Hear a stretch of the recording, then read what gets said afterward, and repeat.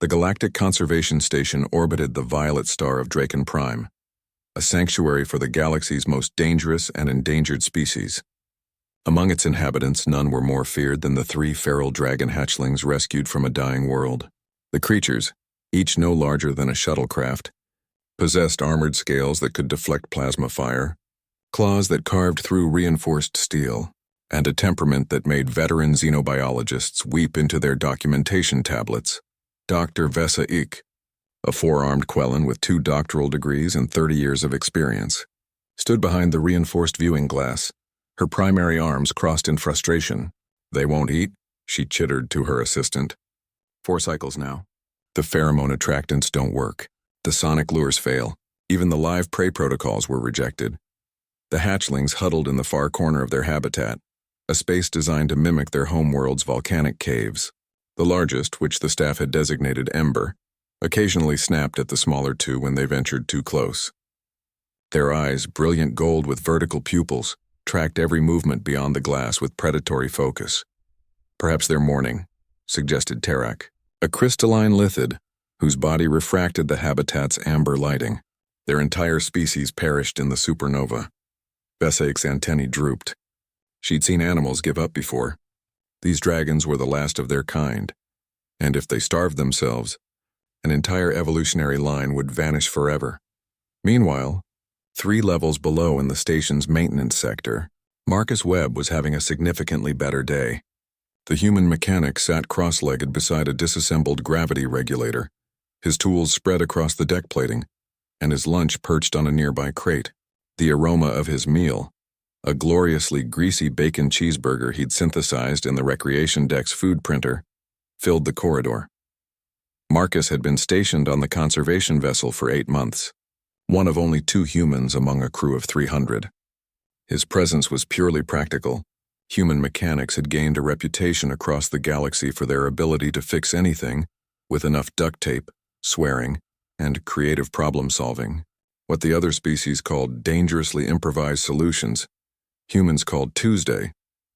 He'd just taken a magnificent bite when his comm unit chirped. "Webb, we need you in Habitat 7 immediately." Vesaik's translated voice crackled through. "Bring your tools. The containment field is fluctuating." Marcus sighed, eyeing his burger with genuine sorrow. "On my way, Doc."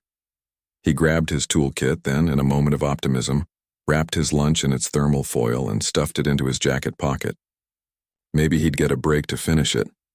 Habitat 7 was in controlled chaos when Marcus arrived.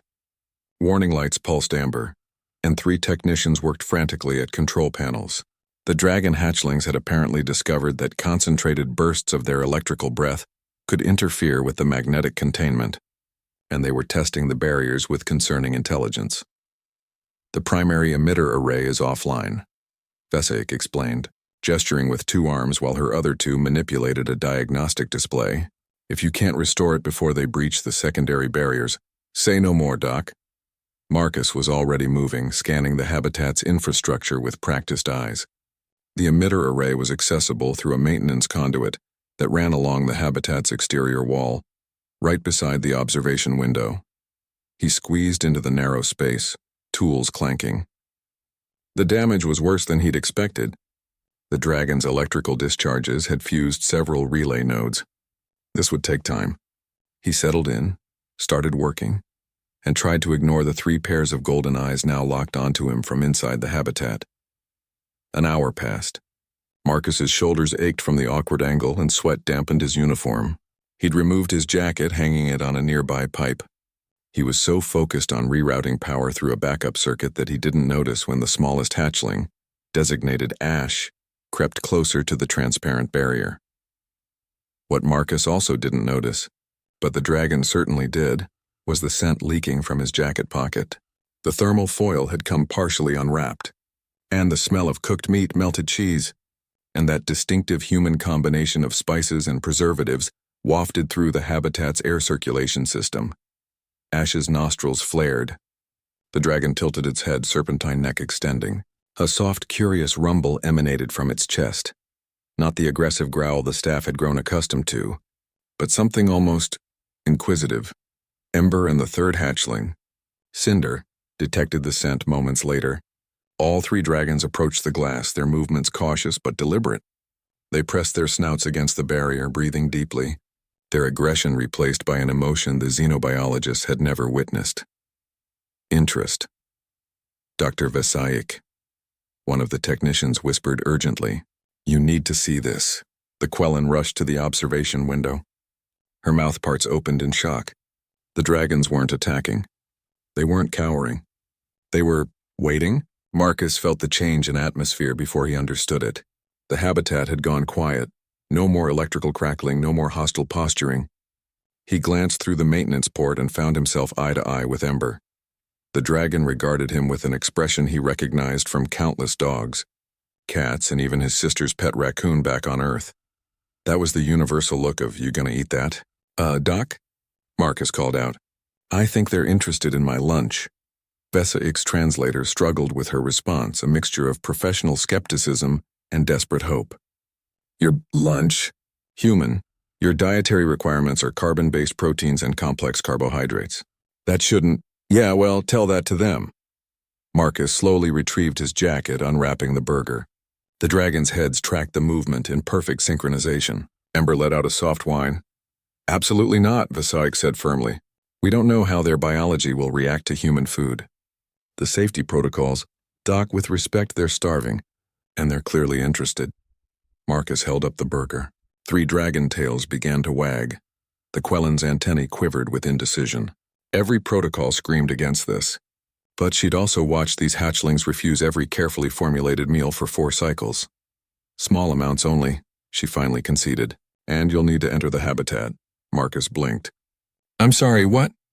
"They won't accept food through the delivery system. They've rejected it every time. But they're responding to you, human. To your scent, your presence." Vesaik's 4 eyes fixed on him. "I'm asking you to hand-feed the most dangerous predators in the galaxy." 10 minutes later, Marcus stood inside Habitat 7, having signed more liability waivers than he'd read in his entire life. The burger was divided into 3 portions in his hands. His heart hammered against his ribs as the hatchlings approached. Ember came first, massive compared to Marcus's 6-foot frame, scales gleaming like burnished copper in the volcanic lighting. The dragon's breath washed over him, hot, smelling of ozone and ash. One wrong move and those jaws could remove his head. Marcus extended his hand. Burger piece balanced on his palm. Ember paused, sniffed. Then delicately, impossibly delicately for a creature with teeth like daggers, plucked the food from his hand. The dragon's eyes widened. It chewed once, twice, then swallowed. A deep, rumbling purr vibrated through the habitat. Ash and Cinder pressed forward eagerly. Marcus fed them, watching in amazement as their hostile demeanor evaporated entirely.